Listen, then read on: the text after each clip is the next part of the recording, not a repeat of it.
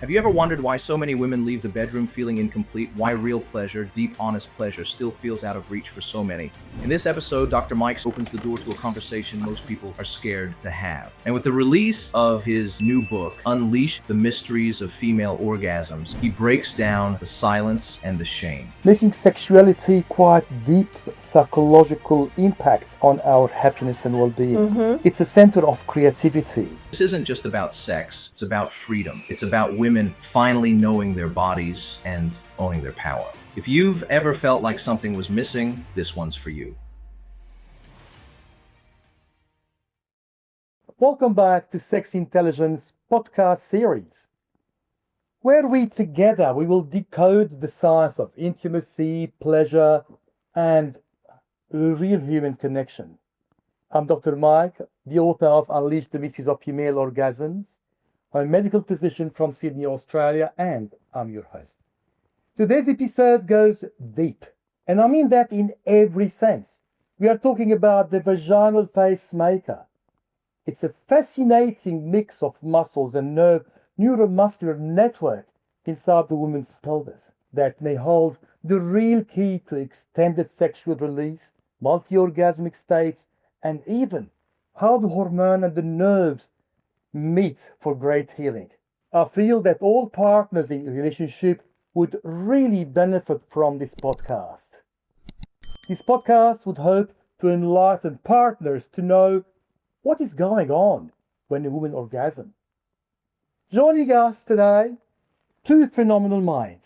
First, Dr. Niro, a trailblazing physician and surgeon with multiple worldwide board certification, who is an expert in regenerative medicine. And co-leading today's conversation is Kim Rumble, Hi, Mark. a pharmacist with exceptional expertise in women's health, hormone therapy, and intimate rejuvenation. So, he will be guiding us through this conversation. Kim, take it away. Thank you, Dr. Mike. It's an absolute pleasure to be here with both Niro and yourself. Mike, I'm really fascinated to know, what is the vaginal pacemaker, please? It might sound kind of high tech, which I think it does personally, and even like imaginary. But from a medical perspective, can you please explain what it actually is? Well, absolutely, it sounds fascinating. Your heart pacemaker is what keeps the heart going. And vaginal pacemaker is what amplifies your amazing orgasm, the mix of your hormones, your muscles, that released from the expansion through all your nerves to your brain. So it's all the erogenous zones that we're going to learn about today, from the O to U, C, A, P, cervix, all together when they are amplified. When we always say 1 + 1 = 3, it all works together in synergy for an amazing vaginal orgasm. And all carried by the pudendal and the vagus nerve to sending all this signal to a full body orgasm. As I said, it's a neurochemical cascade. It keeps cascading and amplifying. And the secret is how to discover it. Big secret. Well, let's uncover the secrets, break the taboo, open the conversation, make it real. The art of sexuality, the art of connection. We're going to be becoming artists at the best of a given, what I call eternal burst, which is the real orgasm. Aha. Well, let's get to the true anatomy of the moment, because, understanding, we used to always think that the clitoris was the sole source of pleasure.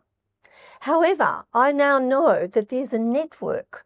Okay, so what is an erogenous zone? Explain, Dr. Niro. You're probably the best one to ask. Well, before I cover that, firstly, thank you for having me here. And you touched upon something very interesting. And I think generally in medicine, whether it's cosmetic or functional, 1 + 1 is more than 2. And I think that's a very important topic. So back to what an erogenous zone is. Well, basically, this is an area of tissue which responds to any form of sexual stimulation. And that can lead to an orgasm, which, of course, can be in many different ways. and people have erogenous zones in different parts of their body. So we talk about the G-spot as a typical one, particularly relevant to today's podcast. But then there's also the U-spot, which is around the urethral opening. We have the O-spot, which is also in the vaginal area. We've got the P-spot and the C-spot as well. And yes, we are talking about women in both cases here. So the perineal and the cervical spots. So all of these zones have lots of nerve endings. Obviously, they will receive the signal, the stimulation, and we know that there is a psychological component in addition to the physical component. So when they all come together and the nerve endings are very much stimulated, we have the response to the pressure, to the touch or the tactile feedback, all of that, which then leads to the cascade of effects towards orgasm. I see. Sounds very interesting. I'm wanting to hear more about that, Dr. Mike. Look, I'm fascinated and still fascinated after 4,000 women I've treated and the feedback I get back from them. The self-discovery of all the erogenous zones that we never knew existed. So, as Dr. Niro said about the area which is the most sensitive around the urethral sponge, and then the U spot, and comes next is the O spot, and the O spot is not usually activated. 90% of women cannot reach orgasm internally, and that's why when Dr. Runnels invented activating the female orgasm system, it's like a credit card that needs to be activated to function and to respond well. So and it all's carried out to the brain stem. So orgasm, even though it started the vagina, the idea is a full brain stimulation, whole body involvement in this pleasure burst, as I always call it. It's the best bestowed on humanity. I suppose just for the benefit of the audience, all these different areas that both Dr. Mike and I have spoken about are within the vaginal vault or the vagina, and we're literally taking people on a journey from downstairs all the way upstairs. Awesome. Absolutely. Oh, that makes a lot more sense. Yeah. So we're talking about this pressure from in the vaginal, walls there, and then we're going to talk about the chemistry, meaning as a pharmacist, fascinates me. What is released, when this all happens? What's happening at the biochemical level, and when are these areas stimulated, or where are these? You've talked about the phospholipids. You talked about the signal amplification. You talked about a lot of other things, but I'd like to hear more if I can. Just for me as a female, as a woman, how is this amplified? You've used a lot of large words, and I think that it's good to simplify things. So, this is a very important point that we're about to touch upon. So during vaginal dilation, we have a number of chemical mediators, such as the phospholipids or fatty chemical messengers, which you mentioned, and they get released from the epithelial cells or the surface cells, which are the ones that are stimulated physically. And when that happens, they lead to the pathway of signal amplification. In other words, increasing the stimulation, and that, of course, will all go to the brain. And we've mentioned a couple of chemical names and mediators. So we've got the phosphatidylcholines. Yes. Now, a lot of this is found in normal cells anyway, but they get further released upon the stimulation that occurs. We've got a bunch of other things as well, such as the lysophosphatidic acids as well, I believe. And of course, I think it's easy to go through a lot of these messages. But in short, the take-home message is that the body is very much equipped to then sending someone down that pathway in a positive feedback loop, to then, of course, lead to the whole process of activation in the brain. That's fascinating. So, what do you want to say? So, yeah, you need to think of them as a conduction gel. It's how the conduction of this phospholipid was at the neurons.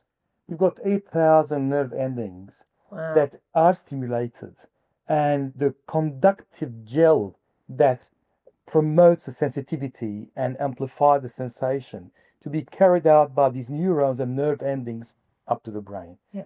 So it stimulates a muscle contraction, the rhythmic release, and eventually we're going to talk about the love muscles, which are the pelvic muscles in contraction, rhythmic contraction, which are called the love muscles.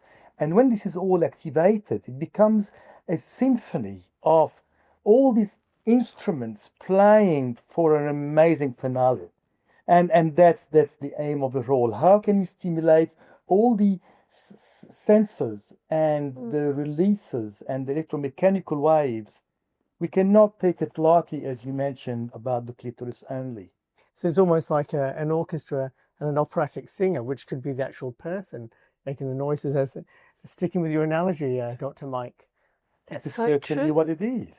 So my understanding now, so with the vaginal pacemaker, which you've explained a little bit about, is activated. When that's activated and the orgasm finally occurs, what's the hormonal cocktail that gets released? What gets released then? Well, again, there are multiple messengers, and I think it's very easy to get bogged down with those particular things. However, the key ones are as follows.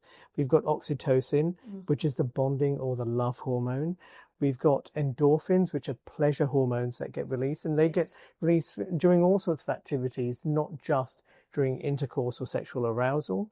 We've got prolactin. Again, people may have heard the term, and that's typically related to women who breastfeed as well, and the bonding that occurs during that period. We've got vasopressin, which is from the... Hello and welcome. I am Dr. Mike Shenouda from Sydney, Australia, and I am thrilled to introduce you to my book, Unleash the Mysteries of Female Orgasms. This book is more than just a guide. It's a recipe for unlocking the profound depths of female pleasure and sexual wellness. I have dedicated my career to empowering individuals and couples to rediscover intimacy and confidence. So whether you're looking to enrich your relationship, overcome challenges, or simply understand yourself better, this book is your guide. So what are you waiting for? It's available on my website and major retailers. Let's transform the conversation around intimacy together.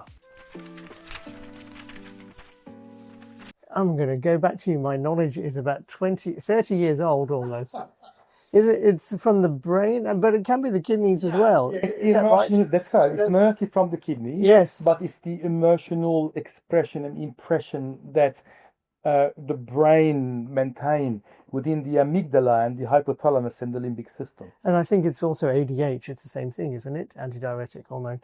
Gosh, that's going back 3 decades now. And of course, we mustn't forget serotonin as well. Love serotonin. Which is, of course, the happiness. Mood, The mood, yes. And a lot of people may have heard of that hormone simply because people who are depressed in life, there are medications, as we all know well, and certainly as you would do, that can affect the balance and the availability of serotonin as well. The SSRIs are very common antidepressant that happen to a lot of people, yes.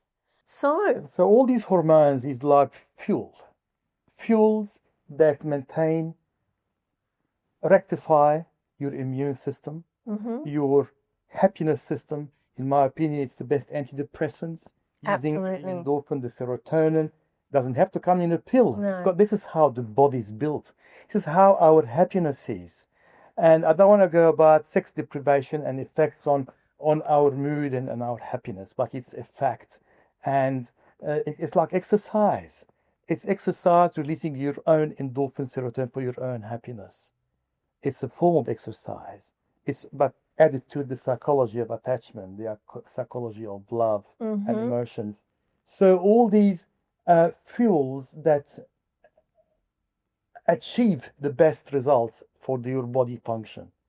So we are meant to have a great orgasm for great optimizing the most sensible and sensitive body organs, from your immune system to your happiness system, and this is how we are built.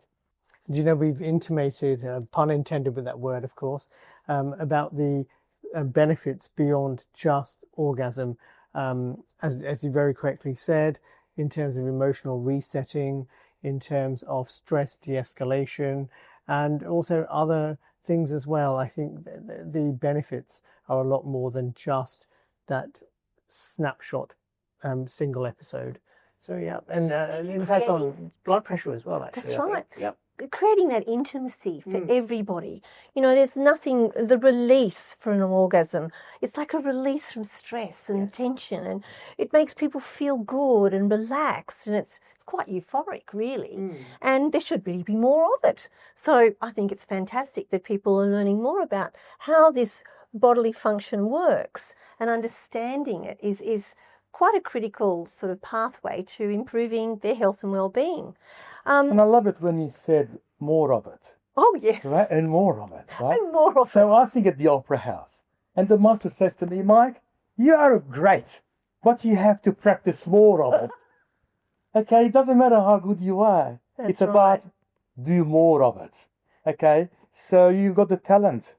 Just enjoy it all. I think it's wonderful that partners can do this with now with your book. They can understand it. You know, the physical, the anatomy, and understand and experimenting and playing and how to improve it all. It's a fantastic thing. So I'm going to now zoom in. We've done all this about the vagina, but there's also that connection, isn't there? The connection with the brain. I mean, the brain is such a huge part of our whole body, and I really want to understand when these areas all light up, what is happening with the brain?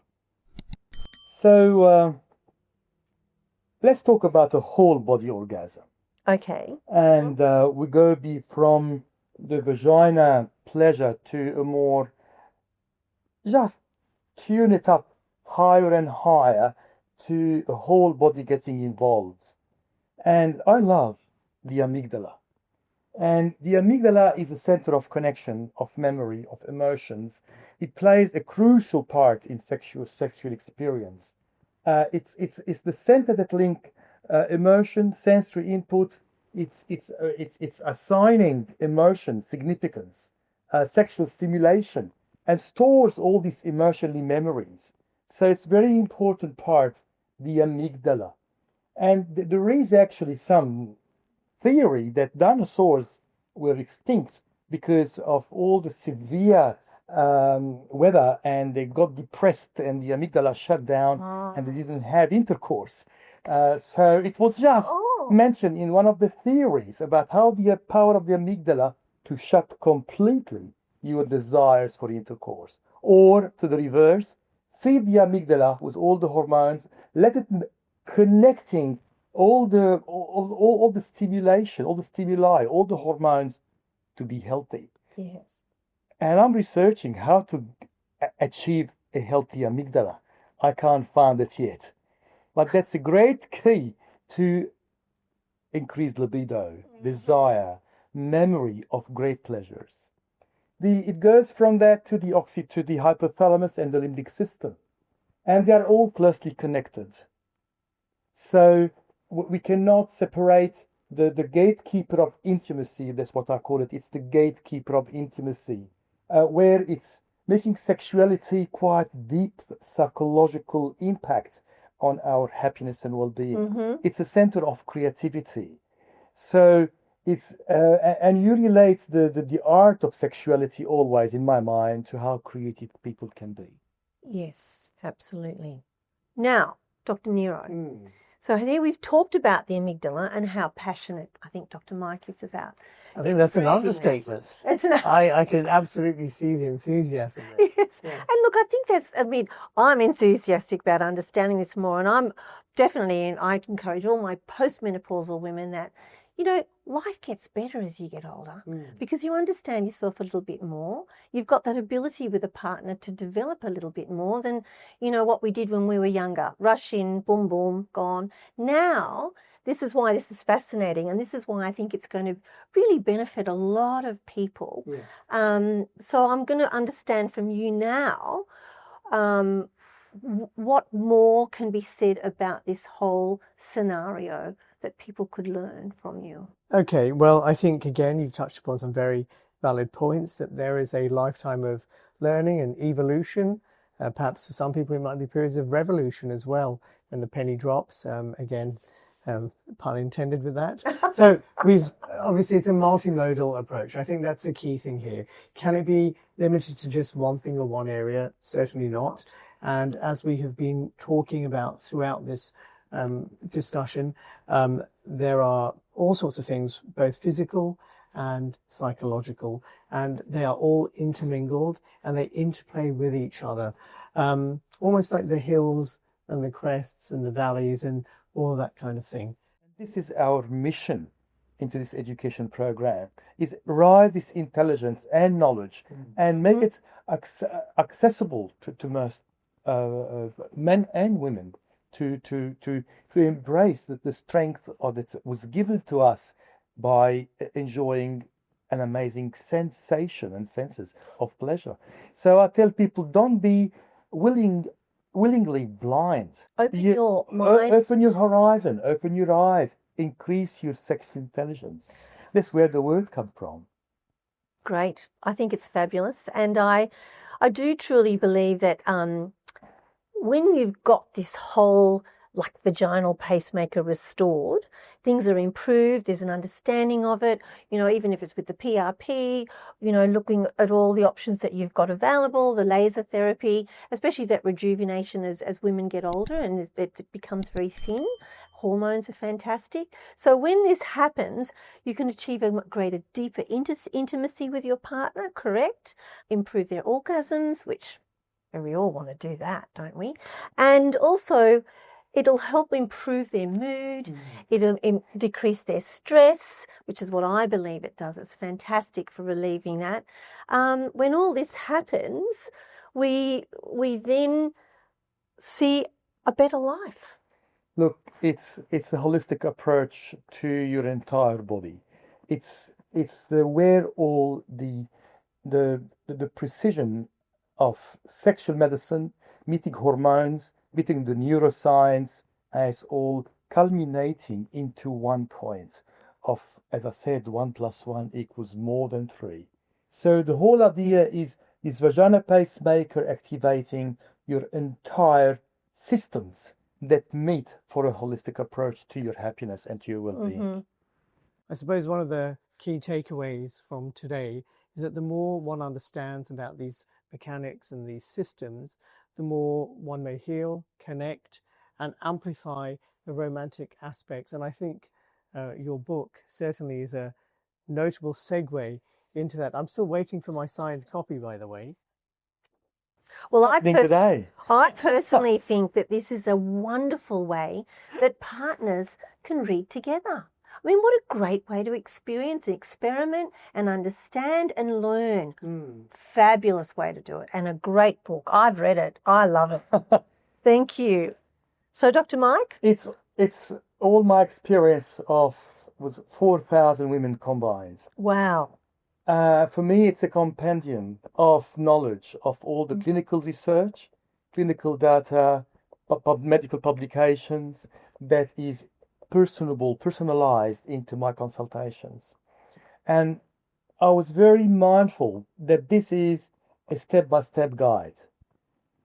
It is not technical. It's how I deal with my patients there every day. I'm a leader in their happiness. I'm a leader into their partner and connection. And I love when partners come to me and say, well, look, we have a problem. Help. So I'm confident that I can help. I can regain a new vision into their life. Many people come and say, you saved my marriage. You saved my family. I had a lady come and say, well, look, now I see life really differently. And when I say creativity, I mean it. Because the brain becomes more creative.